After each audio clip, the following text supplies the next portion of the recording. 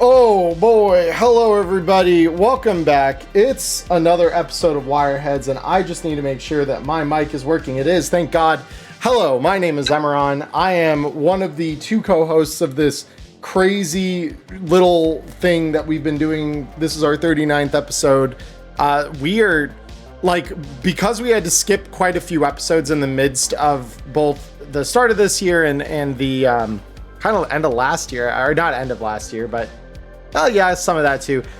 We're conventions. Yeah, I'm kind of thinking we're zeroing in on pretty damn close to a year of doing this, I think. I'll need to go back and check the upload dates. Let's see. Do you want to start a podcast? She knows exactly. That's literally the first message I sent regarding building this March thing. 1st. Okay, so yeah, March 1st is when you asked if we wanted to do the podcast. When was episode 1? Because I know we've been on our publishing schedule pretty consistently. Episode 1 was, I think, later in March, actually. Yeah, I was about to say, I think it's at least a week or two after that. Let me hold up. I'm pulling up my channel archives here. March 12th. Because we were working on the logo through March, and here we go. March 14th. Oh, hey, shit! That episode 40 is going to be our 1 year anniversary. We'll have Rob Bulligan on for that. Yeah, our anniversary episode. Wow, that's honestly crazy to me. Wow. It just hit me as I'm giving my intro this week, which is not how I normally do it. That oh wow, wait a minute, it's been nearly a year. We started this in March of last year. Wow, what a year it's been. Holy crap. It's been a year. It's been a year. But so I'm sorry to kind of non sequitur my own intro in there.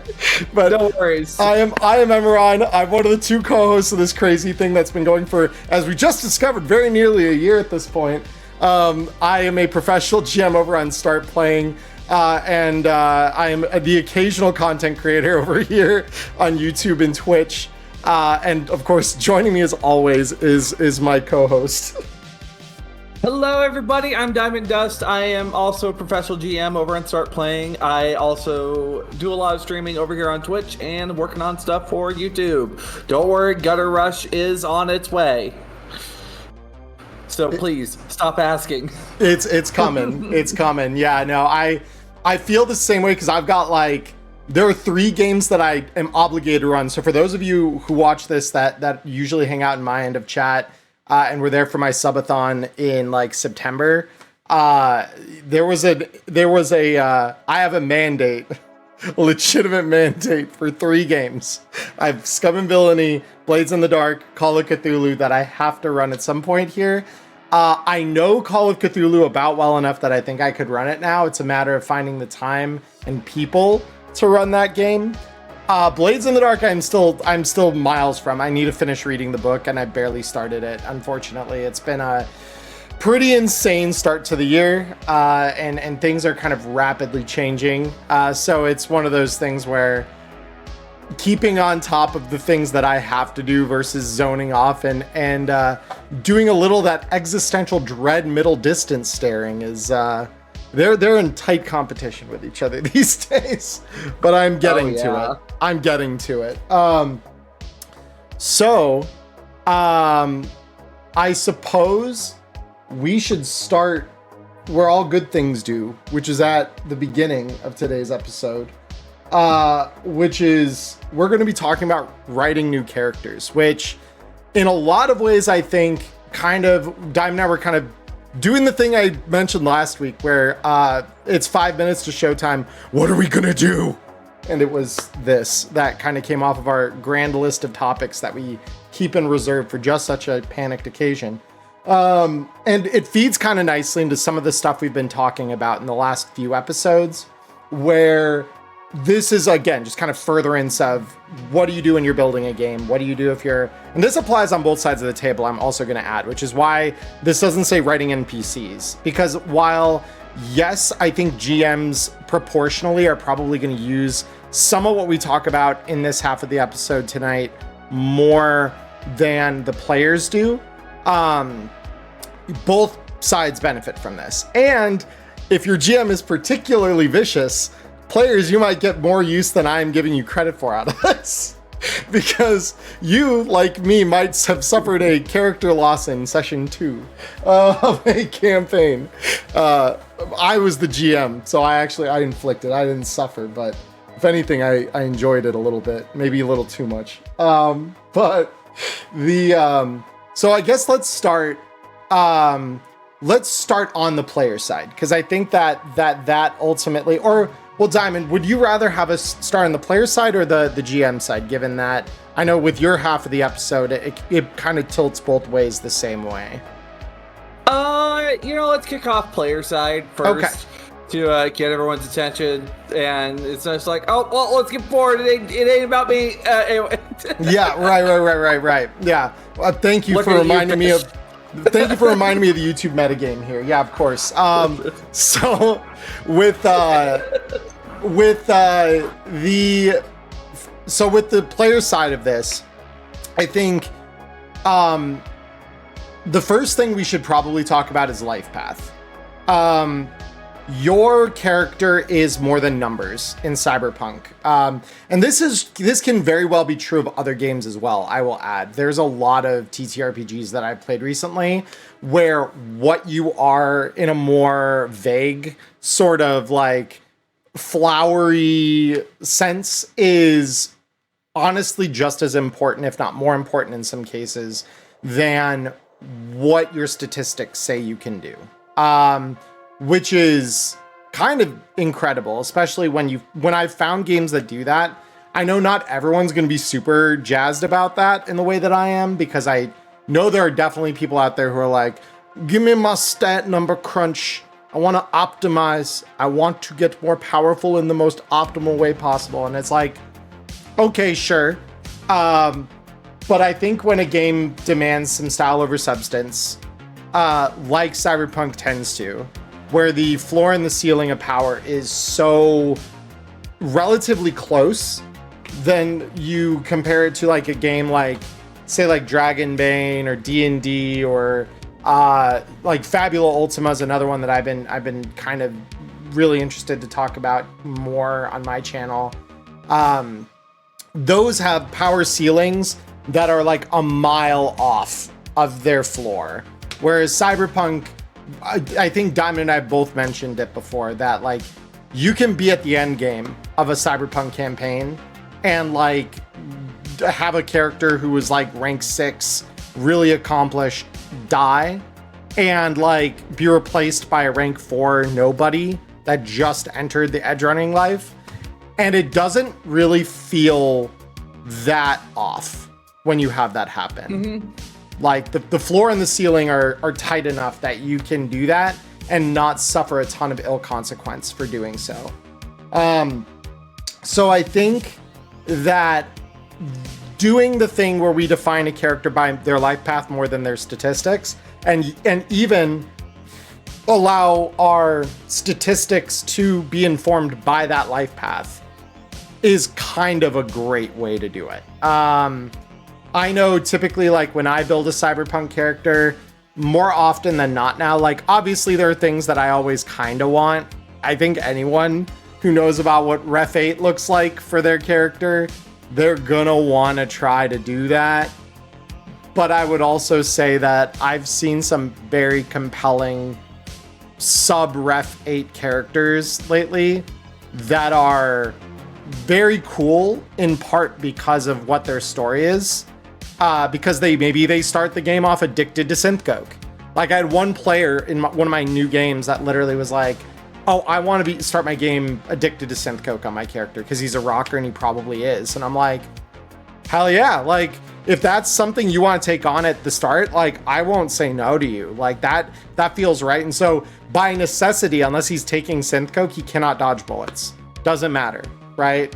He's gimped from that for himself. He did that to himself, which is kind of incredible, I think, as like a character trait, and a failing is like, that's awesome. So thinking of not just what do I want that makes my character this like super powerful, like and fully embracing of my power fantasy, but like what holds them back? Like, what are their shortcomings and shortfalls? How do I want to be that part of the character just as much as you think about the things that make you this like uber powerful? I come in and I am gonna wreck the floor when I, decide to start mopping up boosters in a club or whatever.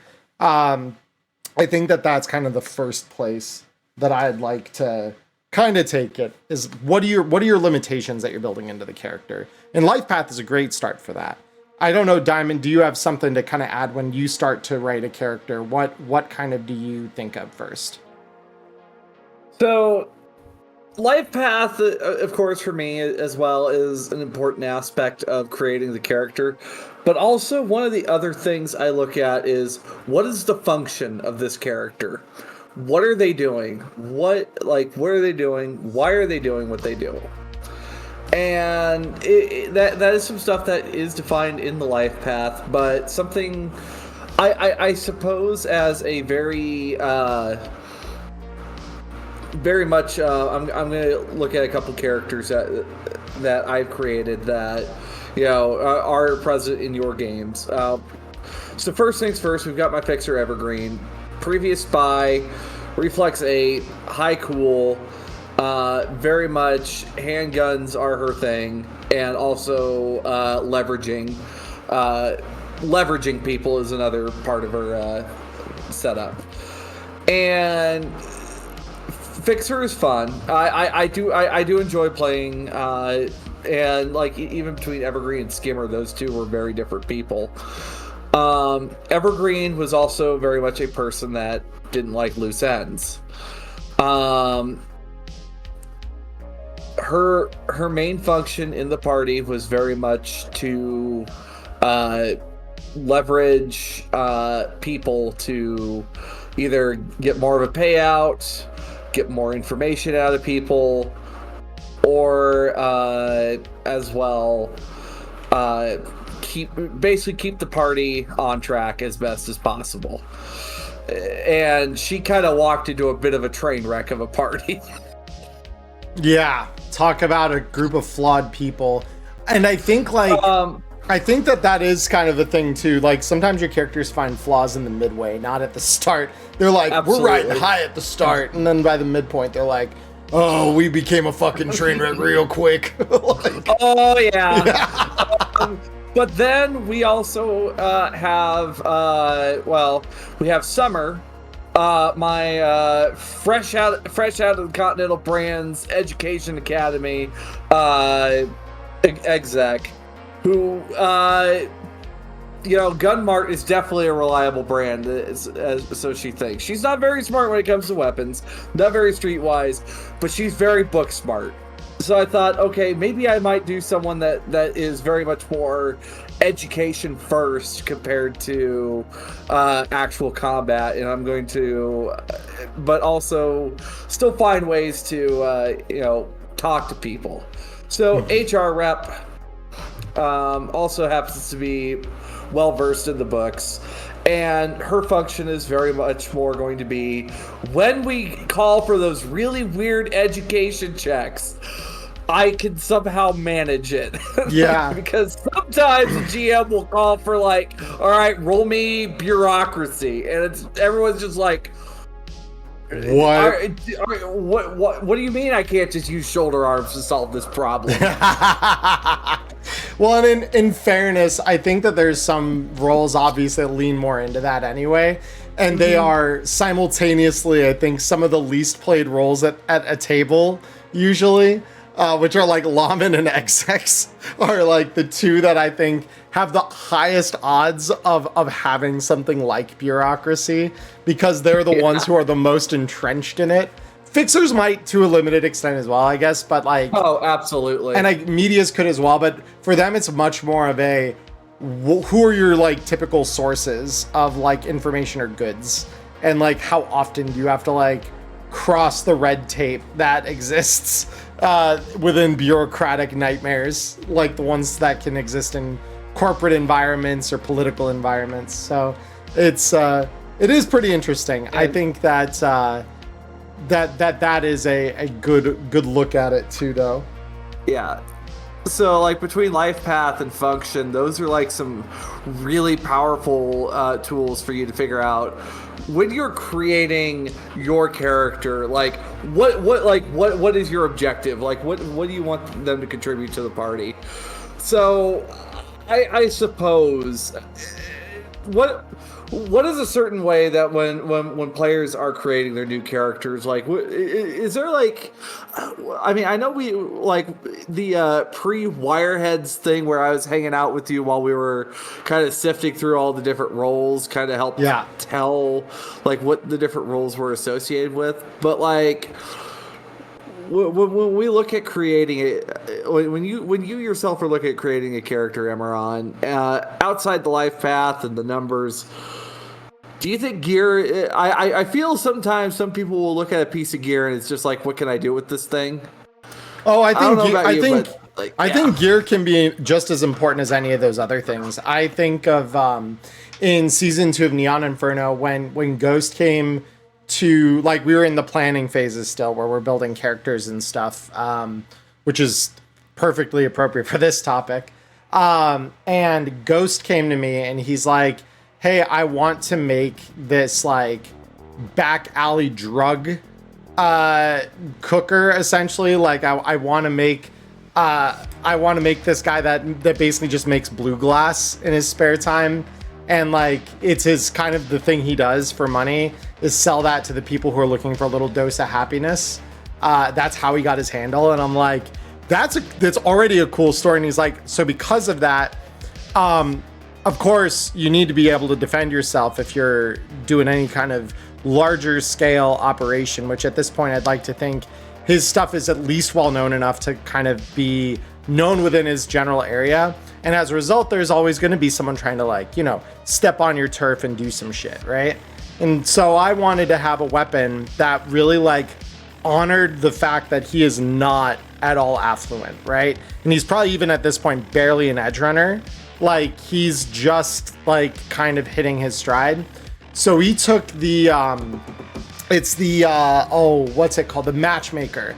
The little one-shot shotgun that's essentially like a couple of welded together pipes with a fucking striking pin.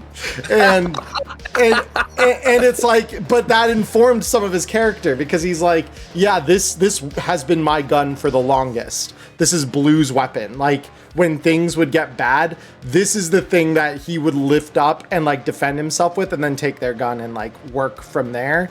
But like, this is all reliable. This has been with me the longest. It is the thing that I will never let go of. And it's true. Like, until that character died, he always had that gun on him. And he used it several times even. Like, where it's like, okay, it's time. All right. And just, so don't make me slam fire. I will do it. Yeah, exactly. And so it's one of those things where, like, I think that people overlook, especially those people who pursue like statistical perfection out of their characters from the rip. It kind of gives you a lack of that feeling of like you came from nothing. That, and I know like you obviously are running a game right now where gutter punk is the way of it, right? And I know Connor has told me about like he saw your stuff and he's like, oh wow, like Diamond's got a really interesting idea that she's running right now. I would love to kind of do something similar, but like trim down how many points you start with at character creation. Not just the role stuff, but like also like limit how many skill points you have. And I'm like, that's a fascinating idea, honestly. Cause yeah, then you're really coming from nothing. Like you are bottom of the barrel, like pretty close to where David Martinez kind of starts his rise. Like by the end of it all, he ends up like a powerful ass solo, but like at the start, he is not a solo, not even close. He gets one good piece of cyberware and that starts him down the path. But before that, I mean, he's some random nothing kid from Rancho. A little delivery boy. Literally, that's all he does. He's a street dealer of XBD shit, and he does like nothing really beyond that could be considered edge running. And then like very quickly he's kind of thrown into the deep end. And I'm like, that is a fascinating way to look at it. And I think when you take some of the poor quality items for reasons beyond just, oh, I only have 20 eddies left and I still need to take a gun or whatever.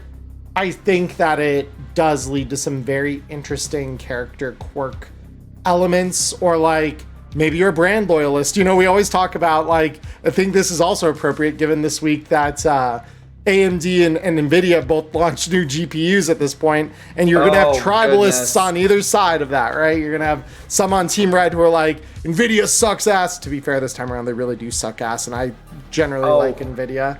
A lot of people were dunking on NVIDIA's latest release. Right, exactly.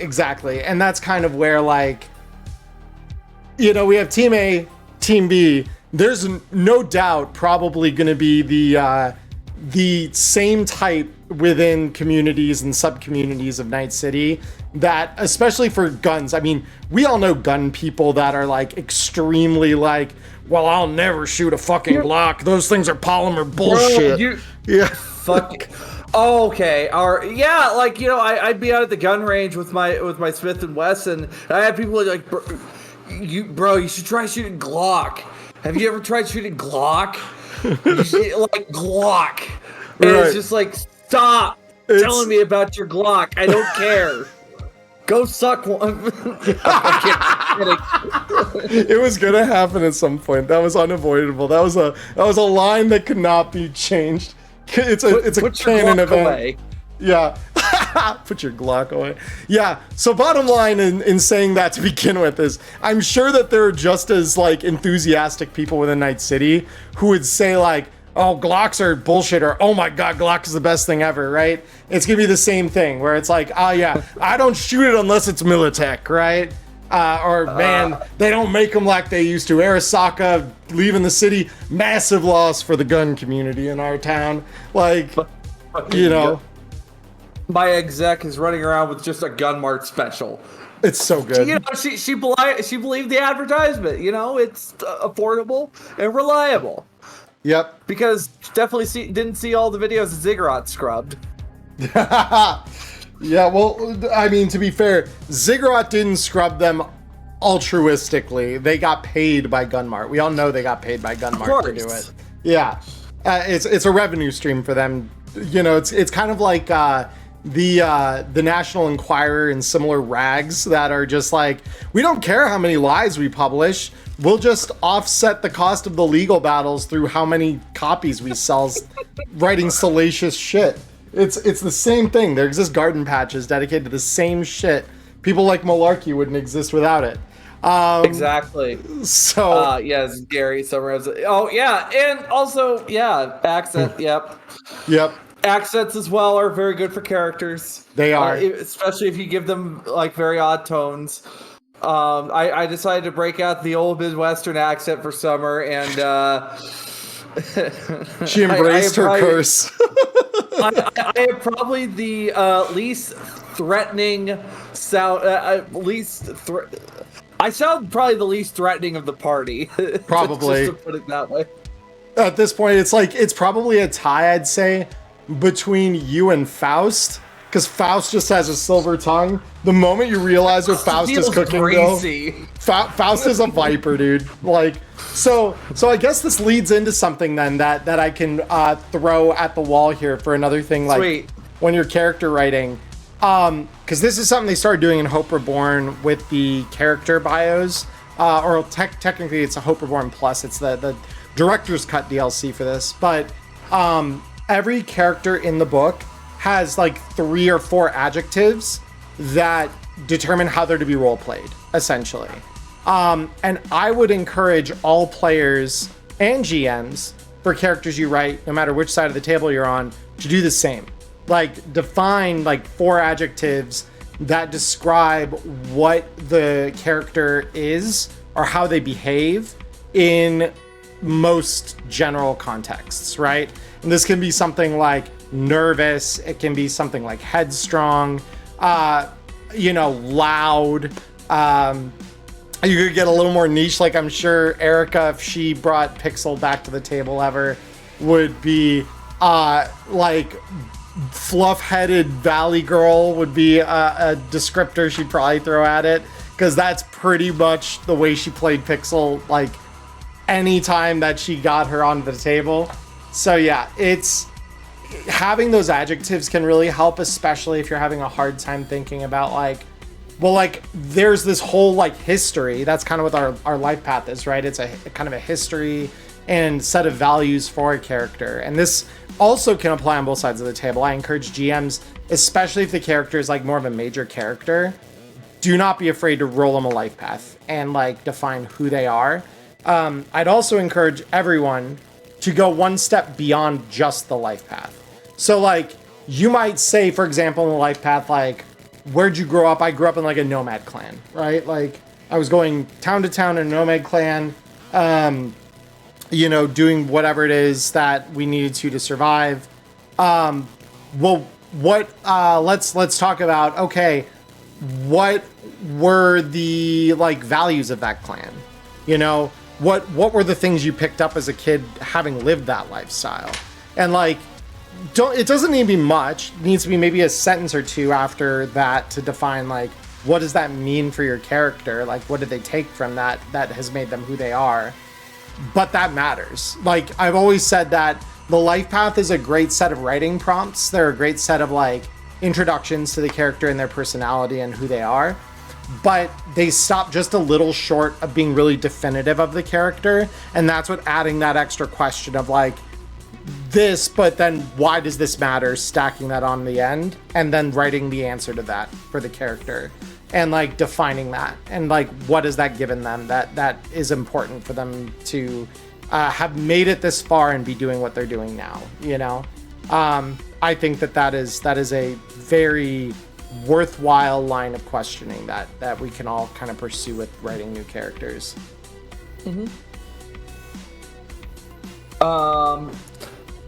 I suppose one of the other things that we need to look at when we're writing characters, when I suppose we come over to the GM's side of the screen.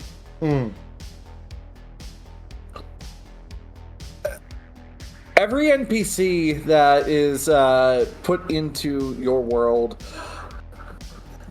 has to they are a living, breathing person, and sometimes and I'm guilty of it too, we sometimes create very, very flat NPCs at times.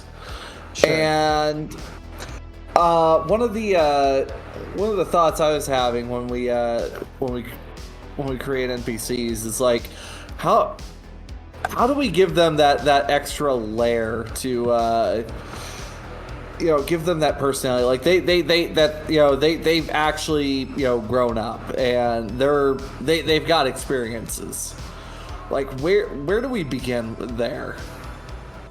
I mean, I think the life path starts the path for that, honestly, because like, and I will say this, especially for GMs, like pretty much exclusively for GMs, players, I'd encourage you run the whole life path, understand like what you're dealing with there. For GMs, it's okay to cherry pick elements of the life path that matter the most for the character and their purpose, right?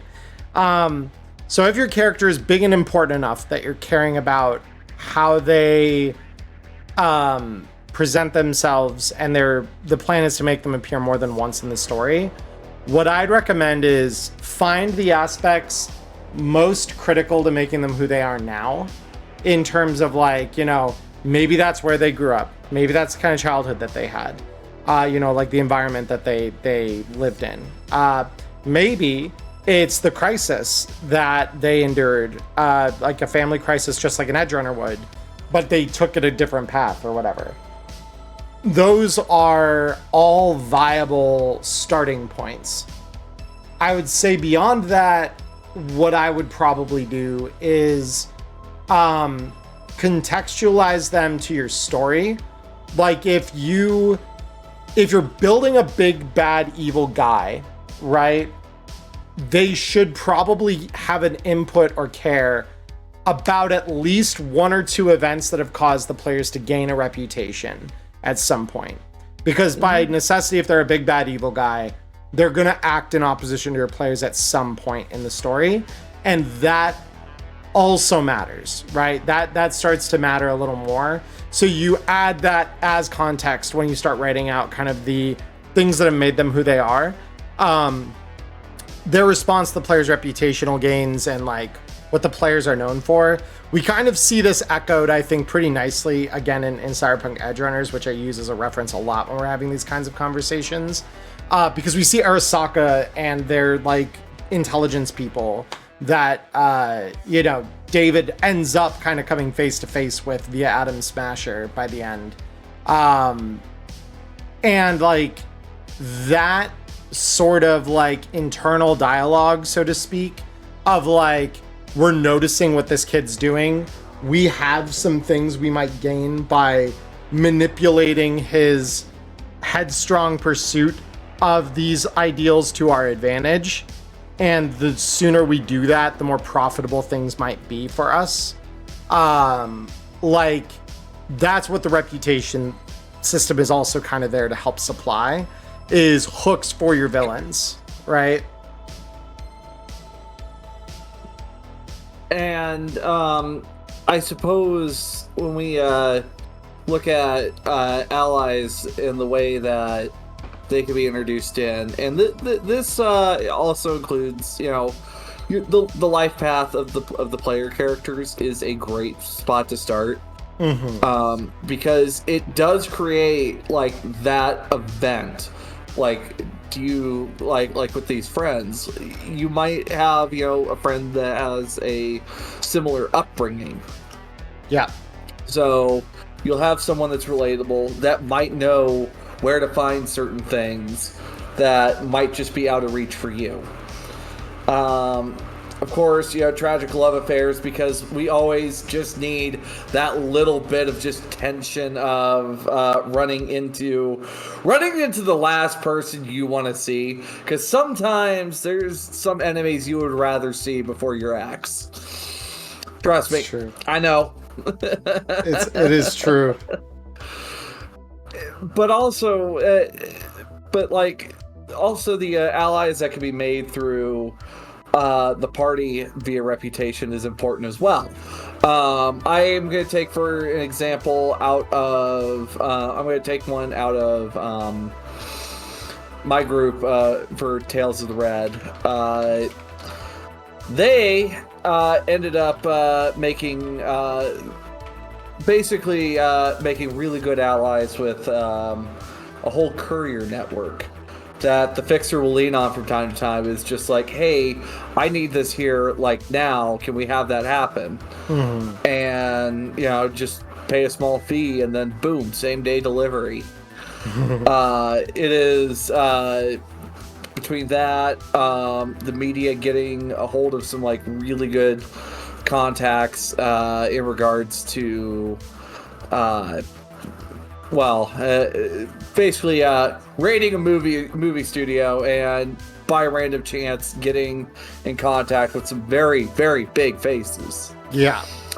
For some very, very big jobs. It's going to involve them killing a certain rag who continues to harass co-stars. So, yeah, it's going to be a good time. Yeah. So ultimately, I'd say, like, when you kind of, start to like encounter needing to write NPCs, I'd say, so on the flip, right? Like, so I've talked about kind of like the really detailed ones, like what are your big bad evil guys, mm-hmm. or, like maybe the leaders of some of the enemy groups that you might come up against within the context of your campaign. There's always the mooks, right? There's always the goons down on the low level that are inevitably going to get in your player's way. And like, I will say, I think all GMs would agree that we typically do not write these guys with motivations. We do not write them with the same thought and care that you would a more major character, because on some level, they are bags of HP that are just waiting to get popped by the players. However, that does not mean we do not want to humanize them, because the players should know that they're killing actual people. all the time when they're just What? blasting through booster gangers. Oh yeah. It's You not. mean to tell me these 20 HP bags of leather are actual people? What the fuck, man? What are you trying to do? Kill my humanity? Yes, exactly. So what we can think about here is same thing, but its adjectives are kind of everything. The other thing I like to have on standby, if you think this far ahead and want to prep this far ahead, is have a list of mementos that your players can find on the enemy's bodies.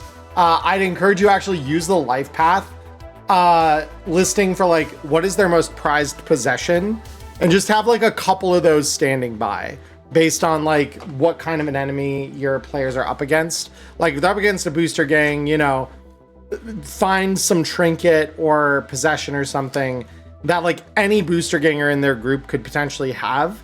And when the players go like inevitably searching their bodies and you feel they need to be reminded like these are real people you're killing, just drop one of those on one of their bodies and watch how they react. A particularly poignant one of these that I did all the way back before we even had the core rulebook when I was running my Jumpstart Kit campaign for the game. We had a scene where several of the players they got into a shootout with, I think it was with the NCPD, or it was either them or some kind of corporate security. And they managed to kill one of the guys. And I said, oh yeah, when you search his body afterward and like you're looking to take what you can, you open his wallet and you see a photo of his wife and a kid. And it's like, oh. And the wife ended up coming back for revenge on him later. Like there was a hitman she hired out for him, and when inevitably like he had the hitman pin's like, why are you coming for me? I've never met you. It's like, yeah, but someone really wanted you dead and they were willing to pay a pretty Eddie for it. And that's just the way of it, you know, like, so sometimes that can lead to plot hooks, which are helpful for you because you kind of then just get that beautiful, like, you know, sort of reciprocal cycle of like, I seed something, the players find it, they deem it worth pursuing, or I would like to remind them of it in the future, so I have another plot hook that I can throw at them. And these can all be really minor, or they can lead to something more major, like that you didn't have planned initially, which is also why I recommend not over prepping and just have a couple little things. And these are one of those little things you can add that are just so easy to add to a character and make them like more human than the stat block would have you first think they are. One of the other things I like to do when making these your NP, like your mooks, seem a little bit more full of life. One of the ones that and I do this from personal experience, is the corporate guards. It's not their life. It's just a job to them. So, here's the party coming up to go raid this venue of some very expensive alcohol. Okay? And they're going around. It's like, well, let's go see if the back door might be accessible. And they can just hear, look, I don't know if I'm kind of getting sick and tired of having to watch this place all week. But hey, the upcoming Murder Ball game is coming. I might be able to afford an extra ticket with the bonus we're getting from this. You want to count? So, like, give these, like, your NPCs will have other things they're looking forward to. Outside work. Outside whatever the fuck they're doing for the gang. Like, it might be they are looking forward to, like, whatever, show is coming up tonight. Or, did you hear about, that? Or, like, hey, I heard your kid did this last week. Like, put some life into your characters because it will create a very it's all good, nothing important. I thought that was on my end for a moment. No it'll create a very, very different approach to how your players look at the NPCs. Yeah, I agree. I think, like, again, any steps you can take to humanize your NPCs are good, because I think that helps your world feel more believable. There's less necessary suspension of disbelief in regards to, like, oh, but that would never happen. Like, that's not a realistic take on whatever, like the human response to getting shot at or whatever is. Like, the more human you make that, the better things begin to feel, right? Also, I think I've talked about this before, somewhere between the podcast and my videos. Don't be afraid to make your characters have a line, right? Determine what are they willing to die for, right? What are they willing to die for? What are they willing to fight for? And what don't they care enough about to do either? And if you have those kind of 3 layers to each, again, kind of the more major quote unquote characters, you're going to feel good about that, I think, long term. Because, and even for some mooks, right? Like, because you can more generally define that probably amongst a workforce, so to speak, right? Like, I know that when I used to work in a call center, like, there were lines of things that I'm like, look, I'll happily do X for just about anybody. I'll do Y if you really need something and you need an ally within the organization to help you with something. The moment, though, that we passed a certain line, I'm not helping you with anything.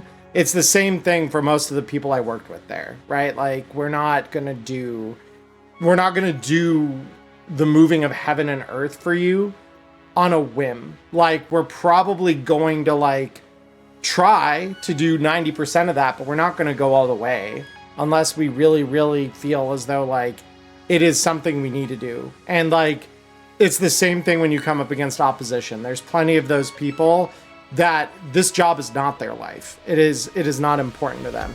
There are others, however, though, that the nightmare of Night City that touches our reality kind of comes to the fore. I need this job. Without this job, I can't afford the cyberware that I need to, like, be able to walk or think, or, I can't afford the drugs that keep me from suffering some debilitating disease. I need this. If I don't have this, I will die. So I will die for this, If I end up leaving here, the corporation's going to get me instead.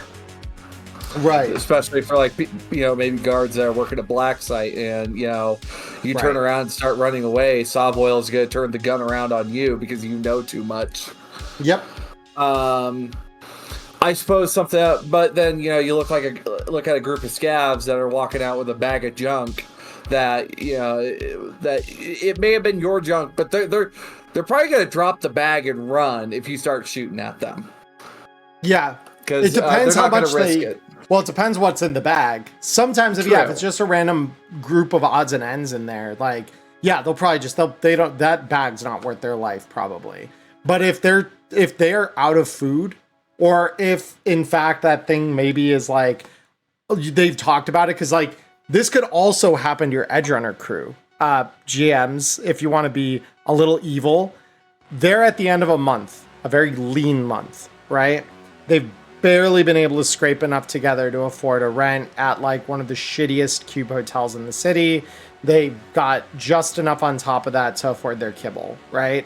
They are, like, scraping the bottom of the barrel, and they know, like, they're in trouble if they don't make major eddies soon, because they've been to this point living in a conapt, and they're not, if anything, they're not going to backslide that hard. But a gig that they did that went south quick has forced them into this position where they've had to lay low, they've had to, like, recoup their losses, and they're at their last 500 eddies, right? So what do? Well, they've got the score of the fucking month. They've sourced data supporting the fact that there is a 5,000 eddy shipment of goods prepackaged in a wonderfully little hermetically sealed crate that a fixer wants and is willing to buy at, like, a third of what it's worth, right? So they're willing to part with $3,000 for this crate And suddenly that could turn everything around. The party suddenly has the ability to live in the apartment that they've been living in, because that would solve their problem right there. So they get the goods, and on the way out, a corporate hit squad finds them, or is maybe waiting to ambush them, right? And now they're put between the rock and the hard place of, do we value our lives or the quality of our lives more here? Because technically we can get by in the Cube Hotel, but like we've built too much. We want this. We've earned this, right? So they might choose to fight to the death for what's in that crate, because that is like that important to them.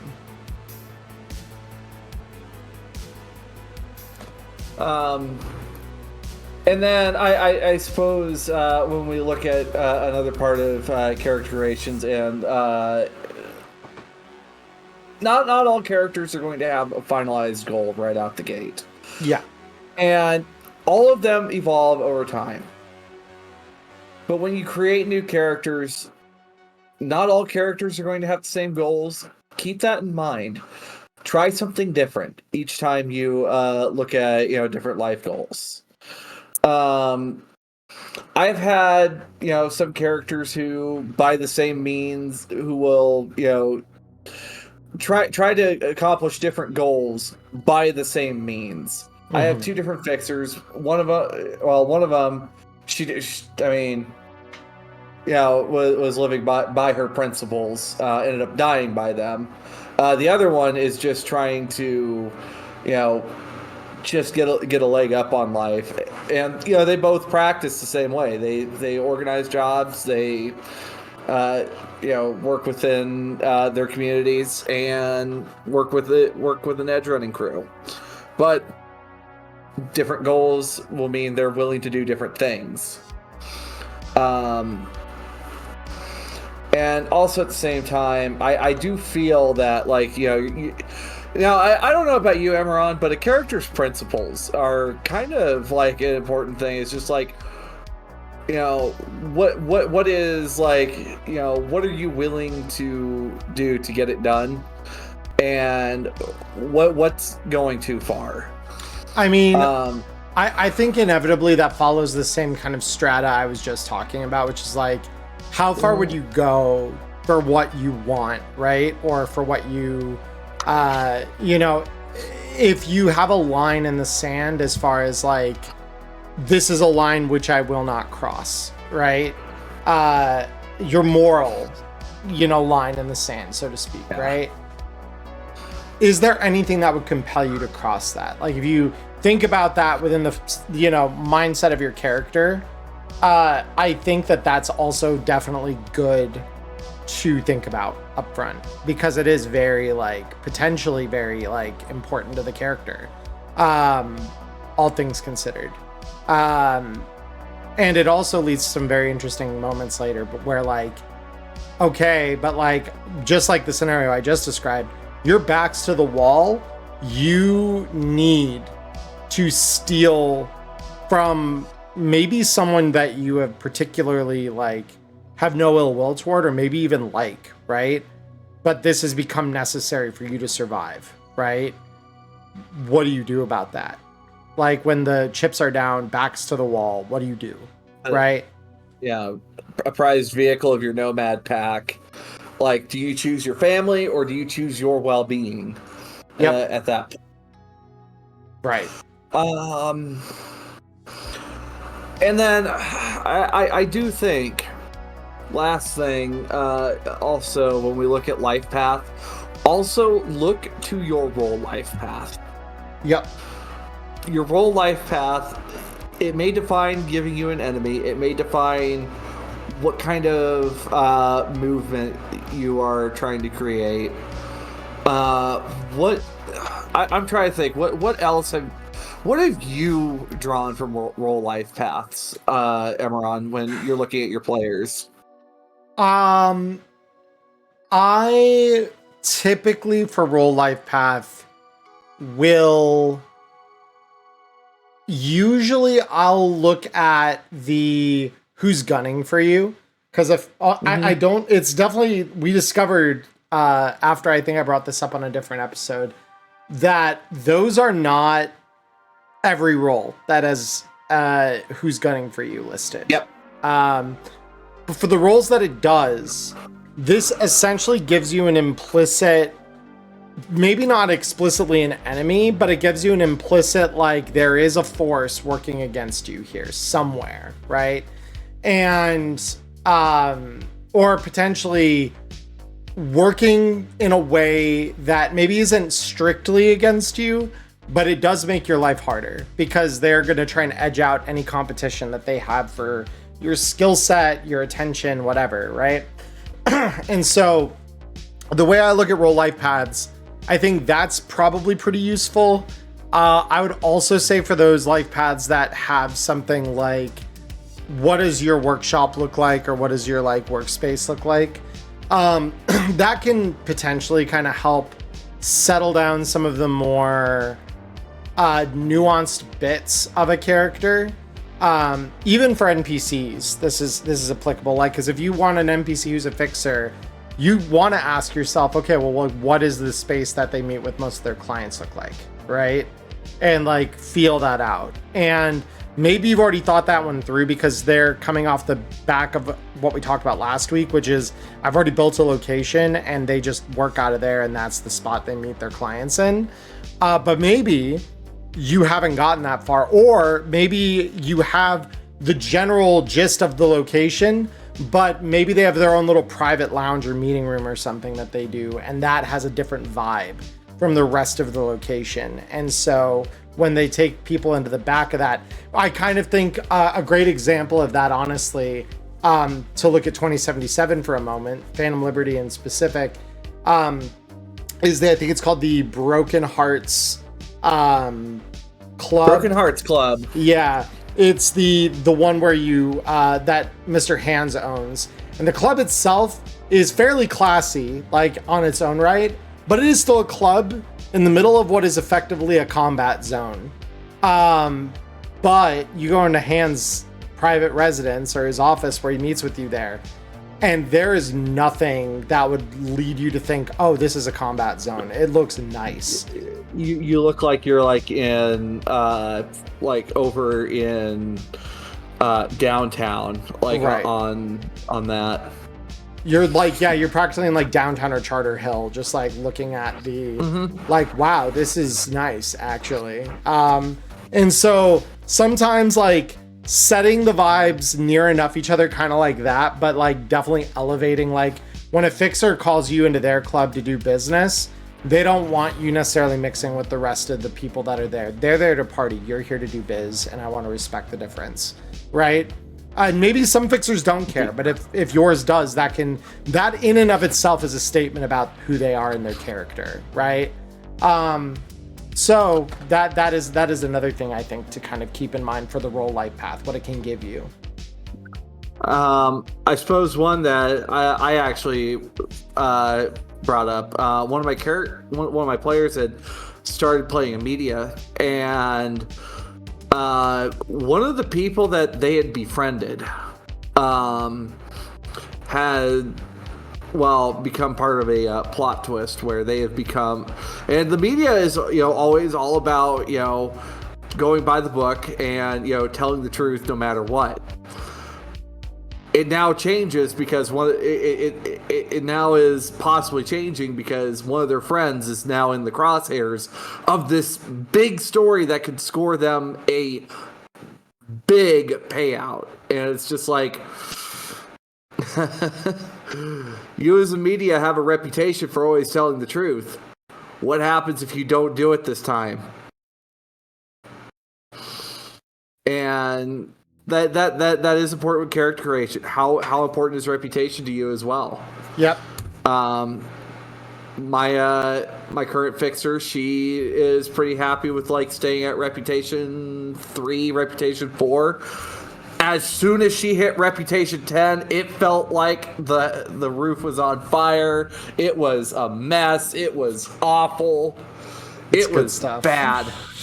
Bad. Bad time. Do not recommend being at reputation 10 for bad things. It's when you become Night City's most wanted. It's not a good feeling. And so yeah, it's pretty fascinating how that can influence a character. And like, even to an extent, we could to touch on reputation briefly. You may be the kind of person that doesn't want a reputation. You might want to stay as under the radar as you fucking can, basically. There's some great examples of this in Danger Gal Dossier, where these like rank, because what's Vanisher? Like a rank 6 solo or something like that? I got it. Vanisher, I think, is rank. It has rank 6, but they are reputation 2. Yeah, exactly. That's why I want to point them out in particular, because Vanisher is very much about like, you know my name if you need to, and that is it. I will not be associated with any of my past deeds, and they will like go as far as to kill people who blab too loudly about, yeah, I hired Vanisher for this gig and fuck, they made this guy go away. Like, to the point that no one even knows Vanisher's real gender. Like, no one knows if they're a man, if they're a woman. They're like looking at their dossier, they've like anything that comes up is they may have been in this location. Like at best, that's all you can find is like general locations where they were. Mm-hmm. Yeah. Nothing even more specific than that. Well, and even half of that, it feels like, is rumored at best, right? Mm-hmm. Where it's like, there's this supposition reportedly that Vanisher may have been involved in this, and that's as close as it ever gets, really. Other than, like, the one loudmouth exec who then mysteriously vanishes afterward. Like, and that's all you need to know about Vanisher, is that the people that try to talk about them don't live long beyond the point they do so. So yeah, it's honestly, that is one of my favorite elements of kind of looking at reputation as a character trait. Some characters may not want it, right? They may not want their name mixed in with what they've done, or the jobs that they've worked, and they might want that for their own purposes of anonymity and safety and things. So definitely a worthwhile, hold on, my thing is... Oh, that's just putting a post of like, hey, you want to go check out our towels? Yeah, Yeah, don't worry about that. No, it's... One of these days I'll get my Nightbot to play nice. It's always mine that does the problem. It's good. That's because it posts a link. So yeah. Your Nightbot's doing exactly what it's supposed to. Yeah. So yeah, and also like sometimes, reputation like helps build your character, because maybe you want to hang around reputation 3 or 4 where like you are known in this community or in this space, but like outside that you're like the community's best kept secret, right? But as soon as you like get outside that district, nobody knows who the fuck you are. Right. Then there's others that, they want to be on every billboard. They want to be on the screens every week. Even every day. They've got an agenda, and they really want you to know what the hell it is so that they can get it done. Which is like, could be a good or a bad thing, honestly. Like I've seen player characters that are just as valid in wanting to pursue that as the opposition is, wrong for doing it the way that they're doing it, or potentially like evil or sinister for doing it the way they're doing it. So it's a very interesting thing, especially when you have two characters who are diametrically opposed in how they want to handle their reputation in the same crew. That's really fun. Some people just want to fly under the radar, and then there's the one loudmouth like rocker, or in our group's case, Solo, that's like, man, I want to be known for something. I got things to say. I got things I want to show people. Like, and you aren't going to tell me I can't. And it's like, please stop. Please stop putting our faces in every post. Our poor Netrunner is like sweating bullets because they do not want to get noticed by Netwatch. I am so sorry. I just slapped my microphone, but it's just like, I didn't hear. Oh no! Like, oh. The noise suppression definitely captured that. It didn't play that through, so you're good there. But yeah, ultimately that's what that's kind of what I think of like when I'm talking about writing characters. Use adjectives, use the life path. Like Diamond pointed out, definitely don't be afraid to use the role life path, especially if you're trying to like dig down some like nuanced bits about like what they do in their role, or like maybe who's coming for them. Using all of these are ways that like GMs and players alike can breathe life into the characters that they write. I think is weird pieces of gear. Yeah, like add character. Poor quality gear seems to add more character to the character, to be honest. Like, because it's got its quirks. Like, I've got one person that's got like a bag full of Faisal's convenience. I mean, it's a great time. I once upon a time I wanted to do that in 2077 with the Slotomatics. Do a Slotomatic only challenge, and just the way that they're coded, it's a little awkward. It's hard to like get them to stay and work. I would need to test it on one of the newer patches. It's been a while since I've tried to like mess with that, but Slotomatic only would be a hilarious challenge. Apparently somebody in Barguest tweaked one to where you can actually reload it. Yes, they did. No, when I saw that that's the funniest shit. In the early, because we got that little bit of intel, I think is like part of like one of the like preview live streams that they did for Phantom Liberty when that was on its way in. And I remembered seeing that and being like, oh my God, that's incredible. It's the most techie shit I've ever seen. And I love it. Because that's exactly, at the table, that's exactly what a tech would try to do. Like, but what if it was able to be reloaded? It's like, It can be reloaded once. That's it. That's all you get. Oh my God. Stop it. It's so, I encourage them like, all right, well, why do you want to reload it? Just go buy another one. It's like $10. It costs you the same for the fucking clip as it does for the gun. Please go get a new gun. You could just go to the vending machine for as an action, buy gun. Boom. Yeah. Done. Yeah. As an action, I walk to the vendor and purchase another. Yeah.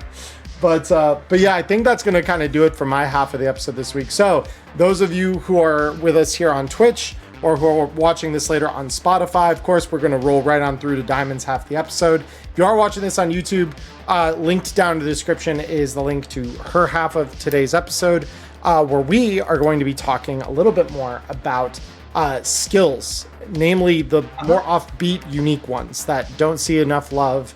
And kind of talking about using those both for players and for GMs, kind of layering that on top of kind of what we talked about on this half of the episode. So I highly encourage you go watch it over there if you are watching this on YouTube.